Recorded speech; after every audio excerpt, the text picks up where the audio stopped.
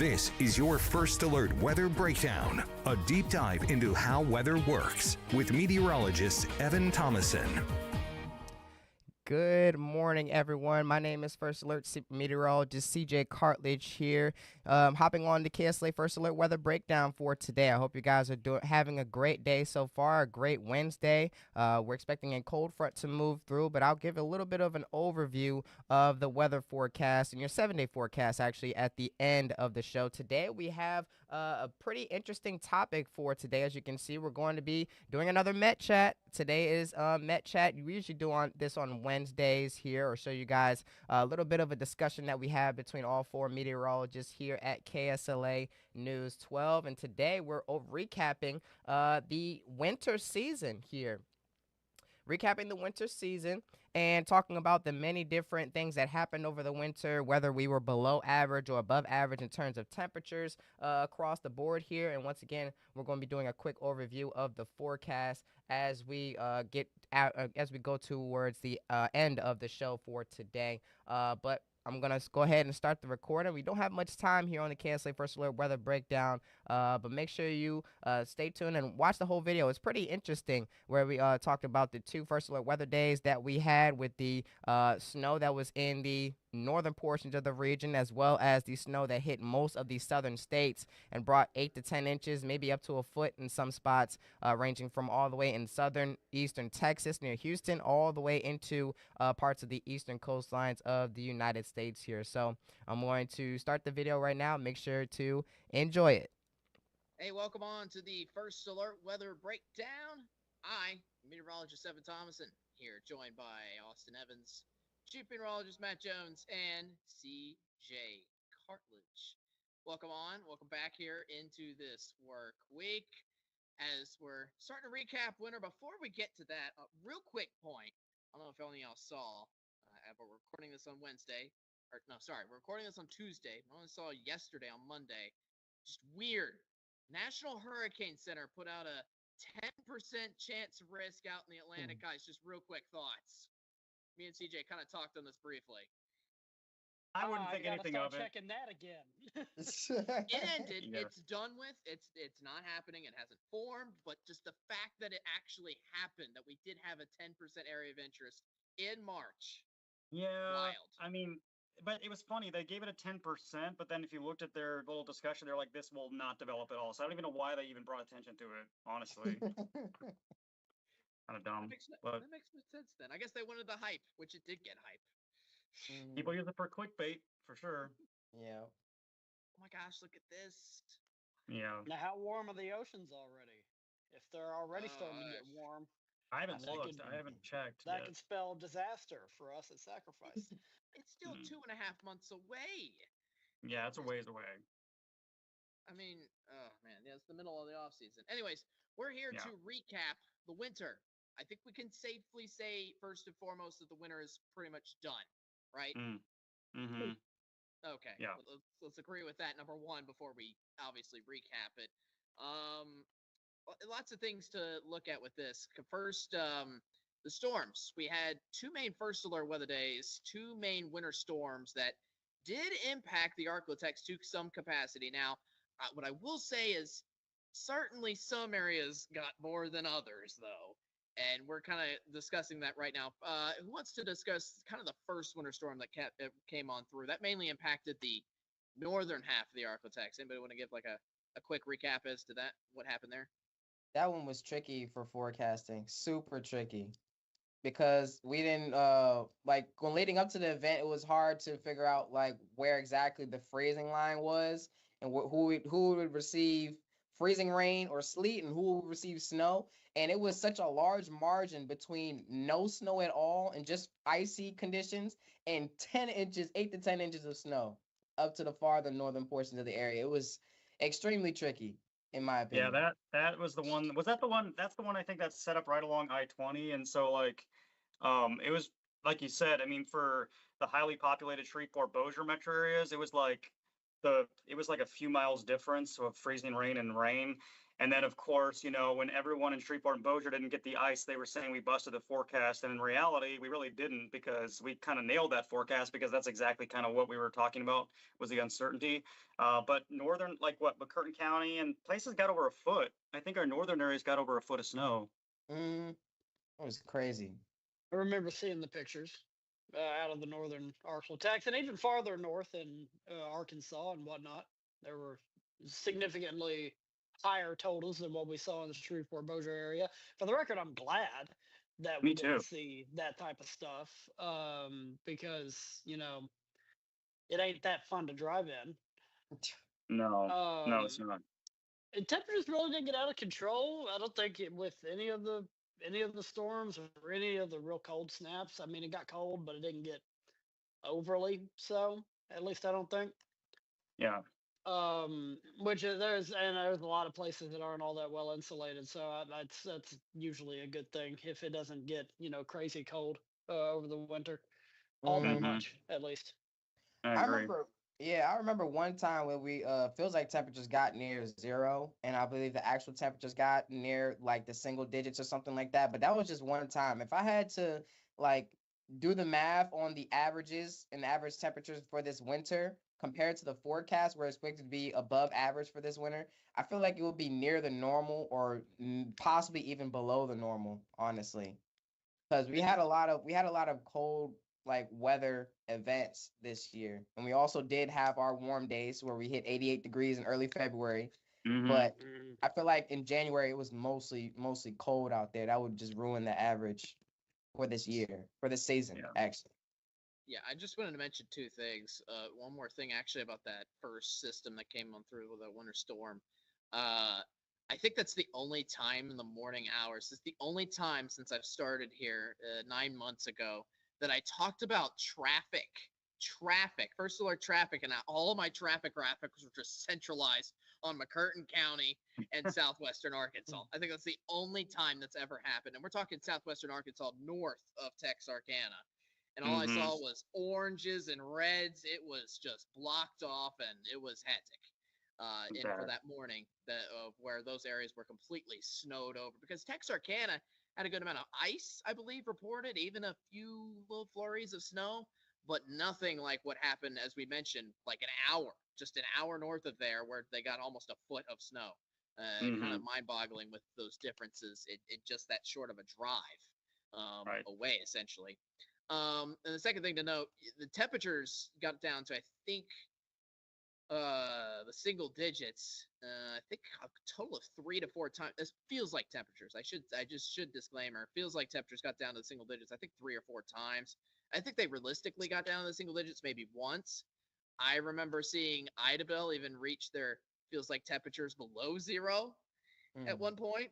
That was kind of wild for one morning. I think that happened in the middle of January, but I think going along with your point, CJ. Yeah, it could have been definitely even a below average season for temperatures. It's quite wild to think about. Yeah, it's atypical for, or not typical for, a La Nina type of pattern that we're in. But yeah, I would bet that we were either near the normal or below the average for this past season. I haven't actually looked at the numbers, to be honest. I don't really know where the season stacks up as far as numbers, but I feel like we'll get a recap maybe from the National Weather Service here within the next couple weeks. Maybe they'll do like a summary. We'll be able to it'll be interesting to find out. True. It'd be interesting. Then again, we've had much warmer conditions leading into mid to late February and into March. So we're still in this winter season right now until I believe it's March 20. Next week. Yeah, until next week, March 20 something. Can't remember the exact date, but yeah. Now that I think about it, January was definitely cooler than average, but overall, I would say it's probably more likely near the normal rather than above. It took us a good while to get cold. Yeah.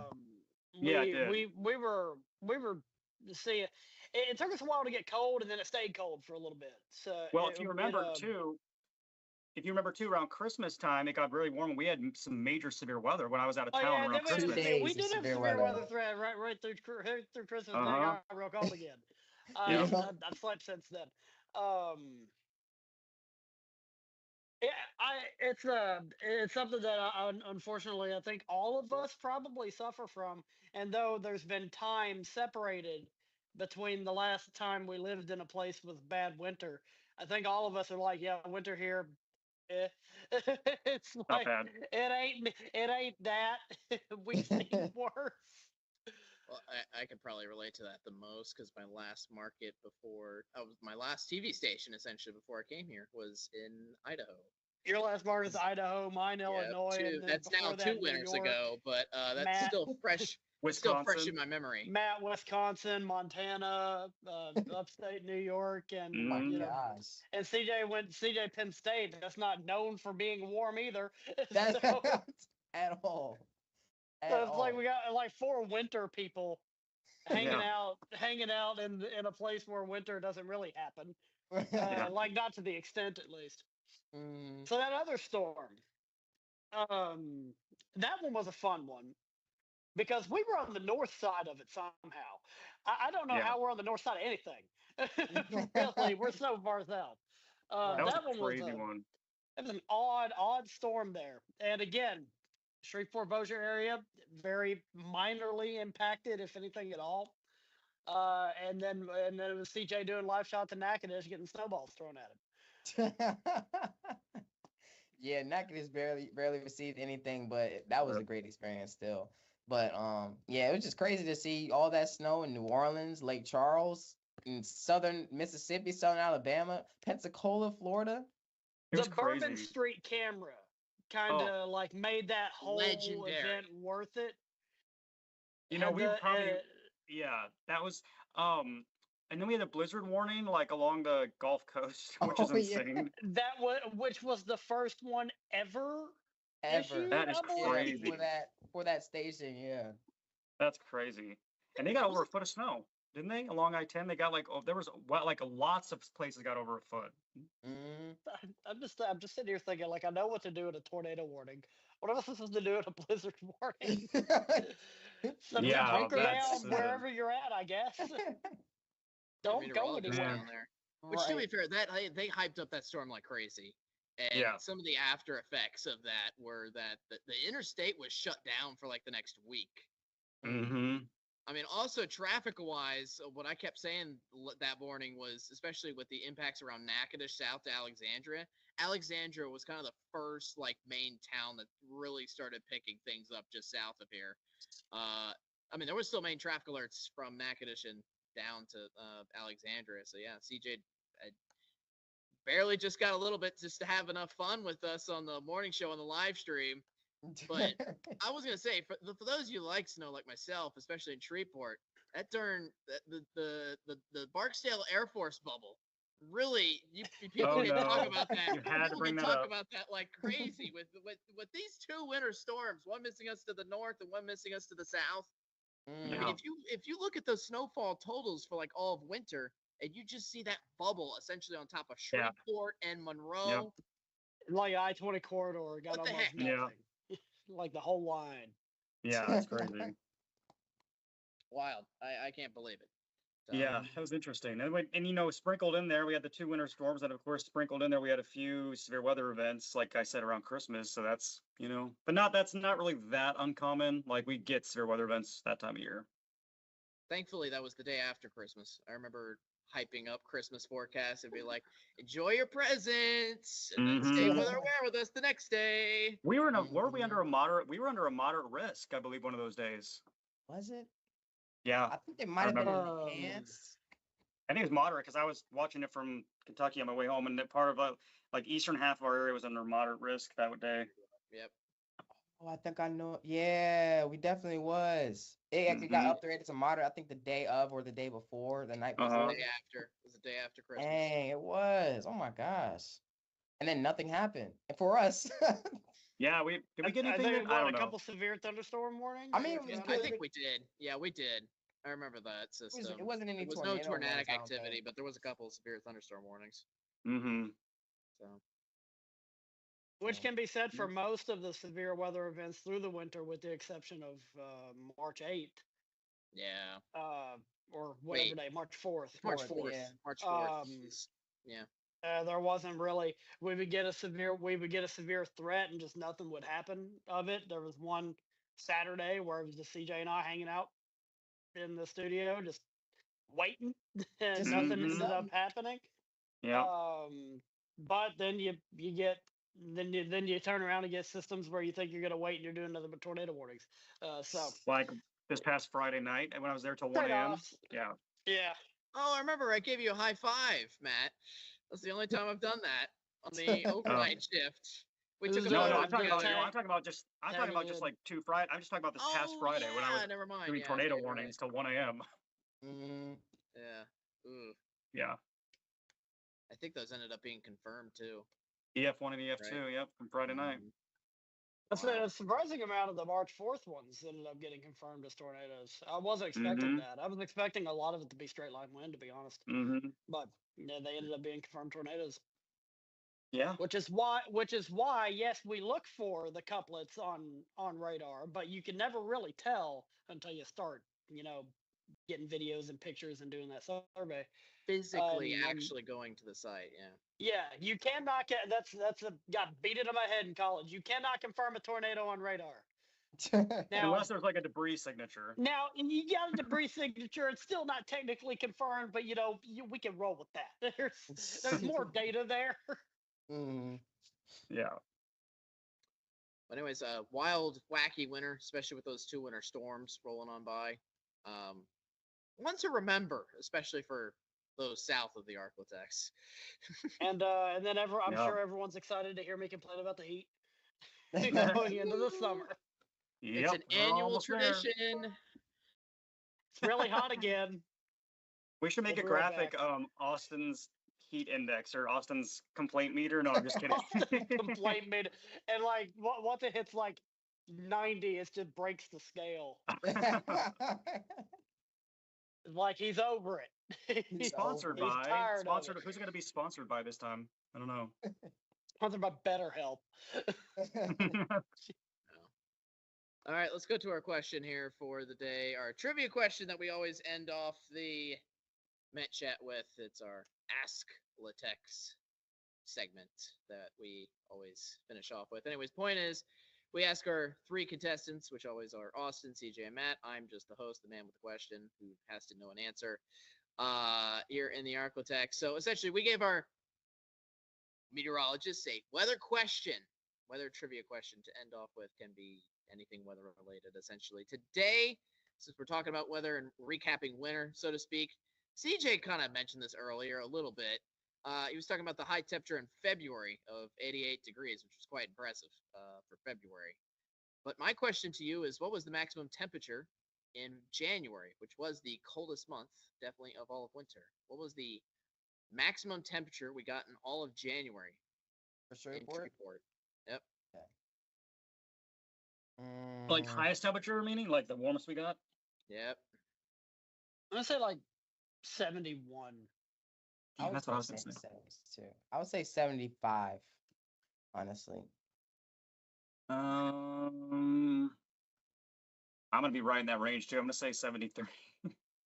Wow. I was going to say that Austin and CJ were tied, but then Matt got it on the dot. It's 73. Oh no! Oh, wow. Yeah, so the probably similar reasoning. Don't remember any super warm days, but having a month in general without at least one day hitting that 70-degree mark, Yeah, pretty rare. rare. So figured lower to mid 70s. Mm-hmm. Because if we were talking 80, we would have had probably another severe weather event if we saw the 80s. Yeah. Mm-hmm. Yeah. Sadly. I think that Yep. puts Matt's total up to 4. I think now CJ's up He's to... running away with it. Right? It's just pure luck. It's pure luck, honestly. He can't keep getting away with this. That's why he's the boss. I guess that's why rigged he's it. the boss. Yeah. He's up to 4. CJ's up to 3, and I think Austin's at 1. Let's go. 3 or 4. Yeah. What? I just had to keep track of the standings here. Gotta keep it all in confidence. Gotta stay true to the scoreboard from week to week, so to speak. So Nope. Yeah. Surprised we don't have like this written down somewhere. We just go based off I memory. should. I should. I'm gonna create a note after this on my phone.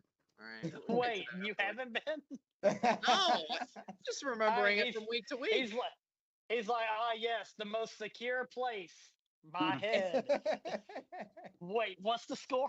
Hey, you can always correct me if I am wrong anytime. Hey, you're reminding me of my score. I don't have it written down either. Look, they always say meteorologists are 50. Sometimes the people on the internet say meteorologists are 50% right, 50% wrong. So maybe this will be one of those times I'm just wrong. So standings in a trivia game. I don't know. Anyways, all right, we'll go ahead and wrap up this episode. Thanks for joining us here on First Alert with a Breakdown. Yeah, enjoy the sunny weather that we have for the rest of the week. I'm chilling. Just gotta watch out for the storms. It's gonna be cooler on Thursday. Let's go. Yes. Everybody's gonna be enjoying that. Maybe not Matt. He's shaking his head. Nope. Anyways, we'll see you later. Have a great rest of your day and enjoy the rest of your week. Peace out from us. All right. I hope you guys enjoyed that. Let's take a quick look at that First Alert 7-day forecast real fast before we go back to the next program that's going to be airing, the Architects Artistry, that's coming on at 11. So I'm going to take a quick look at that 7-day forecast. We're going to be having a high in the mid-70s for Shreveport and Bossier, low to mid-70s across the area with mostly sunny conditions, but a cold front will swoop through the daytime hours today, causing temperatures to drop into the 60s by Thursday. As we head towards our Friday, temperatures look to warm back up, and the sun looks to be coming back out. Actually looks to come back out on Thursday, but the sun will be out once again as we move into Friday and Saturday, mostly sunny skies for Saturday as well. We have the potential to see some severe weather on our Sunday, as temperatures will be in the upper 70s and lower 80s once again, so make sure to stay weather aware about that through the rest of this work week coming up. As we head to the start of the new work week, temperatures may decrease again before they rise back into the low to mid 80s heading into next Tuesday, still hanging around in the upper 70s and lower 80s as we head into the middle of our work week next week. So I hope you guys enjoyed the Met Chat for today. We're going to be hopping off of the First Alert weather breakdown for the day. Make sure to have a great rest of your Wednesday, which today is. Make sure to have a great rest of your day. Enjoy the sunshine. It's going to be a little bit cooler walking out the door for tomorrow morning and potentially on Thursday morning as well, or potentially on Friday morning as well. It was cool this morning, so make sure to bring the light jacket out for the next couple of mornings ahead. But those conditions look back to be warm and sunny heading into this weekend. Make sure to have a great rest of your day once again. And signing off, I'm meteorologist CJ Cartledge. Once again, I'll see you guys later on the shows. I'll actually be back on air this weekend, but I may be doing a feature later today on KSLA News 12 at 6. So make sure to stay tuned for that and have a great rest of your day.